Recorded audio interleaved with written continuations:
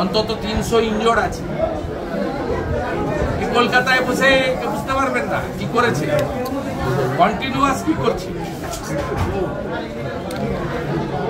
শুভেন্দু বাবু court যেখানে নির্দেশ দিয়েছে ভোট পরবর্তী হিংসা ব্যবস্থা নেবে, তারপরেও এই যে সন্ত্রাস চলছে, যারা করছে তাদের জিজ্ঞেস করেন না, আমাকে জিজ্ঞেস করছেন কেন? আমি তো রাজ্যের বিরোধী দল নেতা, বিরোধী দল করার জন্য আক্রান্ত বলে আমার যে কর্তব্য পালন করছি, আজকে নতুন নয়, 3.5 বছর ধরে আমি এই কর্তব্য পালন করছি। এবং অনেকেই ভেবেছে যে আমি থেমে যাবো, আমি তো থেমে যাব। আমার যে কাজ জনগণ আমাকে দিয়েছে আমি করার চেষ্টা করছি। আমি এদের তেল সাবানের ব্যবস্থা করছি, কেমন আছে খোঁজ নিচ্ছি। আপনি অবাক হয়ে যাবেন, ক্যানিংয়ে আমাদের কর্মী বলল জলের লাইন আটকে দিয়েছে কাল থেকে, তাল জল খেয়া দয়ে তো একটা পাড়া বললো ইলেকট্রিক অফ আছে 4 দিন। এ কোন সভ্য সমাজে বসবাস করছি আমরা? লজ্জা লাগে না? 7,10,000 ভোটে জিতা, আপনারা কেউ ভোট দিতে পারেননি, সাংবাদিক তার পরিবার। আপনাদের নিজেদের অভিজ্ঞতা ফেসবুকে লিখছেন না কেন? কি ভয় করেন আপনারা? মৃত্যু তো একদিন হবে, মৃত্যু তো দুবার হবে না। কোন সাংবাদিকের পরিবার ভোট দিতে পারেননি আপনারা ডায়মন্ড হারবার। হয়তো আগামী দিন যে এই যে অভিনব প্রয়াস, অর্থাৎ 12টা ক্যান্ডিডেট এখানে দাঁড়িয়ে বা এজেন্ট ঢোকানো হয়েছে, আপনাদের এজেন্ট বার করে, এর বিরুদ্ধে শেষ আছে তো কি হবে বুধবার দিন বলবো। আমি 4টে প্রার্থীকে নিয়ে বুধবার দিন একটা সাংবাদিক সম্মেলন করব এবং আমি আইনগতভাবে কি করতে চাইছি বলবো। আমি আপনার সবটা আমার ইচ্ছা বা চাওয়ার মতো হয় না, কিন্তু আমি অনেক কিছু করে দেখিয়েছি। আমি 5টা বললে অন্তত 2টো করে দেখিয়েছি আমার ক্ষমতা অনুযায়ী। আমার হয়তো অনেক বড় মানুষের কাছে শুনে আমাকে মানুষের প্রতি বলতে হয় যে এটা করা উচিত। সবটা তো উচিতটা তো আমার হাতে নয়, সংবিধান তো আমার হাতে নয়। আমি তো সরাসরি নিয়ন্ত্রক নই সব জায়গায়। আমার যে কাজ আমি আমার জনগণকে নিয়ে করা উচিত আমি সেটা করার চেষ্টা করছি। ও এখনো যে মহিলারা, যুবকরা তারা এখনো যে লড়তে চান, এটা দেখুন এইরকম একটা চটপাতা জায়গায় ঘুমানো কি সম্ভব? আজকে 5-6 দিন আছে, আরো কত 6 দিন থাকতে হবে তারা জানে না। তবু তো তারা বাড়িতে যেভাবে থাকেন, সকালবেলা উঠেন, বাথরুম করেন, ব্রাশ করেন, চা খান, ঘরের লোক চা করে দেয়, এগুলো কি শিবিরে সম্ভব? এখানে সকলের জন্য যা হয়, কোনোদিন ঘন্ট ডাল, কোনোদিন 1 টুকরো ডিম ঝোল ভাত, রাত্রিবেলা হয়তো মুড়ি চানাচুর, ভাত হয়নি। এইভাবে যে কষ্ট করে এরা কাটাচ্ছেন, প্রত্যেকে গরমের মধ্যে প্যাচপেচে গরম, নিচে একটা চটের উপর শুয়ে আছে। এত অভাব তো এদের নেই।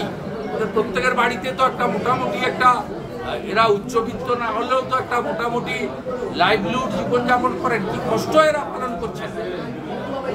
তারপরেও বলছে কিডনি যদি নিয়ে নেয় নিয়ে নিস, চোরেদের পার্টি করবো।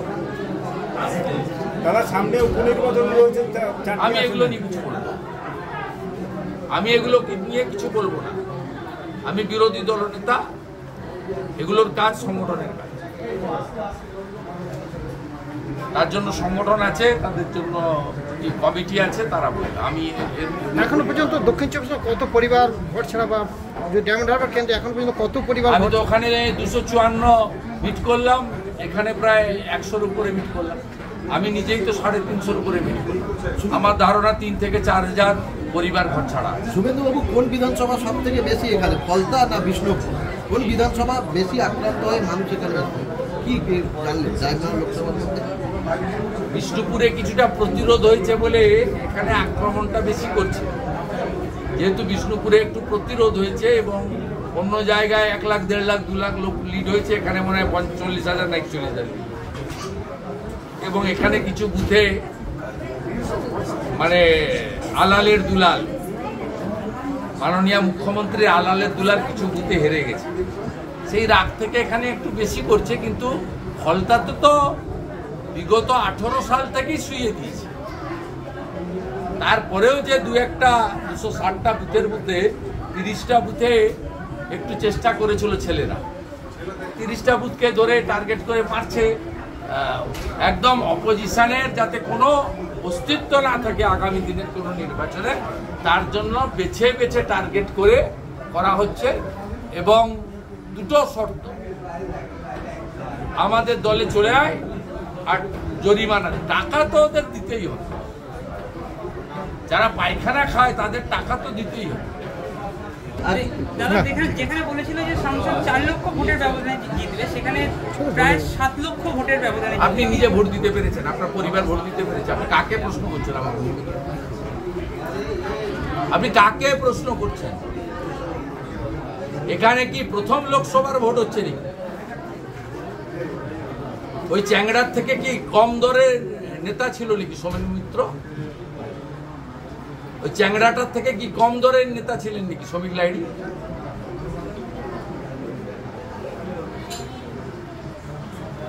আবুল হাসনাত খান কি ওর থেকে কম দরের নেতা ছিলেন?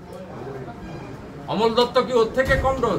যে ভারত বিখ্যাত সাংসদ, যে দল করতে পারে। সোমনাথ চ্যাটার্জি এবং হীরেন বসু আর আপনার অমল দত্ত ভারতের সংসদীয় ইতিহাসে নাম লেখা আছে। তারা কি এত মানে আনপপুলার ছিলেন, তাদেরকে লড়ে 30,000-এ, 40,000-এ, 60,000-এ, 70,000-এ জিততে হয়েছে, আর ইনি এমন ধনুর্ধর 7,19,000 না 10,000। দাদা, কেন্দ্রীয় বাহিনী দক্ষিণ 24 পরগনা তো দেখতেই পাইনি কোথাও, পুলিশ ব্যবহার করতে দেয়নি। কেন্দ্রীয় বাহিনী করেন কেন? আমি যদি বিজেপি করে বলি, কেন্দ্রীয় বাহিনী এমএইচ এর আন্ডারে। কেন্দ্রীয় বাহিনী তো রাজ্য পুলিশের আন্ডারে। রাজ্য পুলিশের ট্রেকারে একটা করে এসআই বসে আছে। আমতলা আসার 5টা রাস্তা আছে। যে রাস্তাটা দিয়ে ঘুরে এলে আমতলায় বেশি সময় লাগে, সেই রাস্তাটা দিয়ে ঘুরিয়ে ঘুরিয়ে নিয়ে এসছে। তার আগে বলে দিয়েছে সরিয়ে দে। তোলাবাজ ভাইপোর পিএ সুমিত রায় আর এবং জেলা শাসক সুমিত গুপ্তা এ পুরো ব্যবস্থাপনাটাকে কন্ট্রোল করেছে। আমরা উই নো এভরিথিং, এবং এটা ছাড়া হবে না, ডকুমেন্ট আছে। ওয়েবকাস্টিং ক্যামেরা ঘুরিয়েছে, কোনো ক্যামেরাতে কিছু আসেনি। থাম, ইমপ্রেশন এবং সিগনেচার একজনের, আর ভোট দিয়েছে একজনের। ছেড়ে দিব ভেবেছেন আপনি নাকি? ছেড়ে দেওয়া হবে, লড়াই চলছে, চলবে। শপথ গ্রহণ অনুষ্ঠানে উনি বলেন যে আমি আমন্ত্রিত পাইনি, এই ব্যাপারটা নিয়ে কি বলবেন? আমি অত্যন্ত খুশি ও না আজ মোদির যে শুরুটা খুব ভালো হয়েছে, ওইটা গেলে শুরুটাতে একটু সুদ থেকে একেবারে সম্পূর্ণ আর্থিক দায়িত্ব নিয়ে আমরা দেব। এখানে অভিজিৎ দাস ববি প্রার্থী হিসাবে তিনি গণনার দিন এবং গণনার পর থেকে প্রত্যেকটি কর্মীর পাশে দাঁড়ানোর চেষ্টা করেছেন। আমি তার প্রতিও কৃতজ্ঞতা জ্ঞাপন করি। তিনি তার নিজের বাড়ি, পার্শ্ববর্তী বাড়িগুলো ভাড়া করে আপনাদের মোটা কাপড়, মোটা ভাতের অন্তত বেঁচে থাকার জন্য যেটুকু লাগে সেই সুযোগ ব্যবস্থা করেছেন।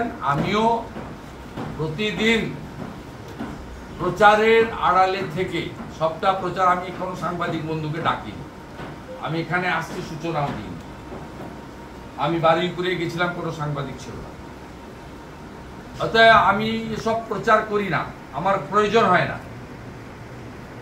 আমি নিষ্ঠার সঙ্গে 21-এর উপরও কাজ করেছি, এখনো আপনাদের পাশে দাঁড়িয়ে কাজ করাবো। যারা মাথা নিচু করতে চান না, অর্থাৎ আত্মসমর্পণ করতে চান না, যারা জরিমানা দিতে অসমর্থ, যারা ওই চোরেদের পার্টিতে নাম লেখাবেন না জীবন থাকতেও, তাদের পাশে বিজেপি এবং বিরোধী দলনেতা আছে।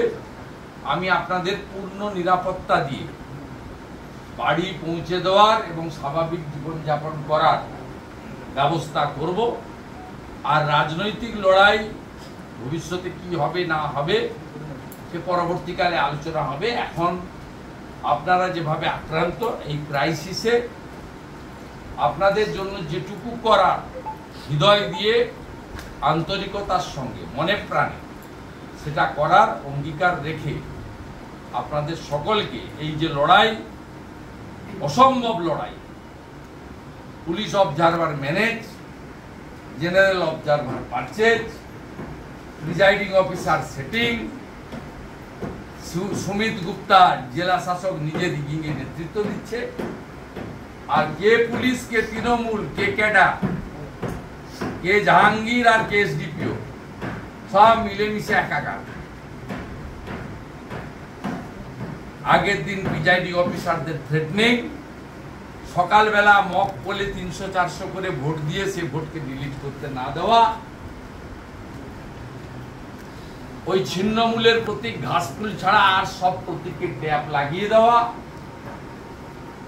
এজেন্টদেরকে ঢুকতে না দেওয়া, যে কটা ঢুকেছে 8টা প্রার্থী এজেন্ট ছিল ওদের, একটা অফিসিয়াল 7টা ড্যামি, 8টা করে গুন্ডাকে গুঁতো মেরে বের করে, মানে আপনাদের একজনকে বের করে দেওয়া। এই একই জিনিস গণনাতে করেছে, কোথাও ইভিএম এর নাম্বারের সঙ্গে মিলেনি। বাকি এই লুটের ভোটকে কিভাবে আইনি পথে এর একটা শেষ দেখে ছাড়তে হয়, সেটা আমি আজকে বলছি না, সেটা আগামী বুধবার দিন কলকাতাতে আমি অভিজিৎ দাস ববিকে পাশে বসিয়ে নিয়ে বলবো। আজকে বলছি।